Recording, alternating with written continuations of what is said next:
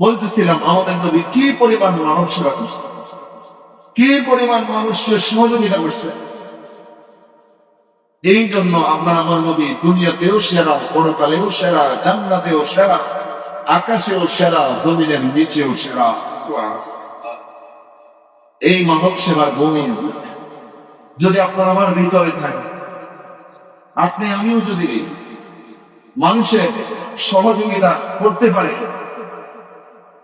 অন্যের দিকে সহযোগিতার হাত বাড়াইতে পারে, ইনশাআল্লাহ আমাদের একটু মানব সেবার এই মহাগুণের কারণে আল্লাহ শ্রেষ্ঠত্ব দান করবেন ইনশাআল্লাহ। হাদিসের ভিতরে আল্লাহর নবী বলেন, قال النبي صلى الله عليه وسلم إن المسلمين كجسد واحد إن اشتكى عينه اشتكى كله وإن اشتكى رأسه اشتكى كله। আল্লাহ নবী বলেন, আমার মায়ের উম্মতের দল, গোটা দুনিয়ার সবগুলা মুসলমান হলো একটা দেহের মতো, একটা দেহের মতো। একটা দেহের মধ্যে যেমন চোখের ব্যথায় পুরো শরীর ব্যথিত হয়, মাথার ব্যথায় যেমন পুরো শরীর ব্যথিত হয়, গোটা দুনিয়ার সবগুলা মুসলমান হলো একটা দেহের মতো। পৃথিবীর যে প্রান্তেই থাকুক না কেন, একজন মুসলমানের কষ্টে সারা পৃথিবীর মুসলমান কষ্ট পায়। পৃথিবীর যে প্রান্তেই হোক না কেন, একজন মুসলমানের অভাবে সারা পৃথিবীর সবগুলো মুসলমান অভাবী হয়। পৃথিবীর যে প্রান্তেই হোক না কেন, একজন মুসলমান যখন গৃহহীন হয়, ওই মুসলমান গৃহহীন হওয়ার কষ্টে সারা পৃথিবীর সবগুলো মুসলমান কষ্ট পায়। যেমন যদি সারা পৃথিবীর সবগুলো মুসলমান গৃহহীন হয়। এই জন্য রাসূল বলেন, সারা পৃথিবীর সবগুলো মানুষের দেহের দেহ। আপনার আমার শরীরে যদি চোখে ব্যথা হয়, বলেন তো দেখি, চোখের ব্যথা কি শুধু চোখে থাকে নাকি পুরো শরীরে করে? চোখের ব্যথা কি শুধু চোখে? পুরো শরীর। হাতের ব্যথা শুধু হাতে না পুরো শরীর? রাসূল বলেন,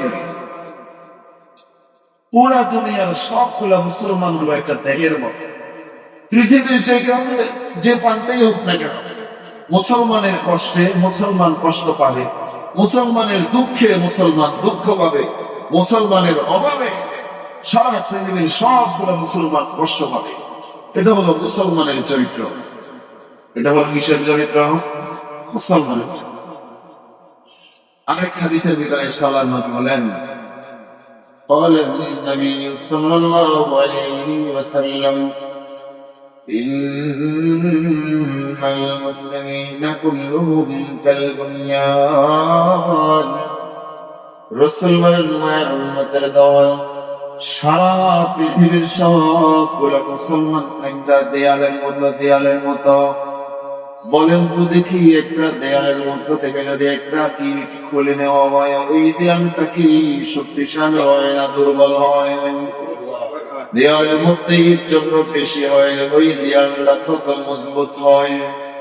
আপনার আমার নবী, দয়াল নবী, মায়ের নবী জনাবে মুহাম্মদ রাসূলুল্লাহ সাল্লাল্লাহু আলাইহি ওয়াসাল্লাম হাতের 5টা আঙ্গুল দেখায় বলেছেন, ও সাহাবায়ে কেরাম, হাতের এই 5টা আঙ্গুল যতক্ষণ পর্যন্ত আলাদা আলাদা থাকে, ততক্ষণ পর্যন্ত আঙ্গুলগুলোর কোনো ক্ষমতা থাকে না, দুর্বল থাকে, দুর্বল।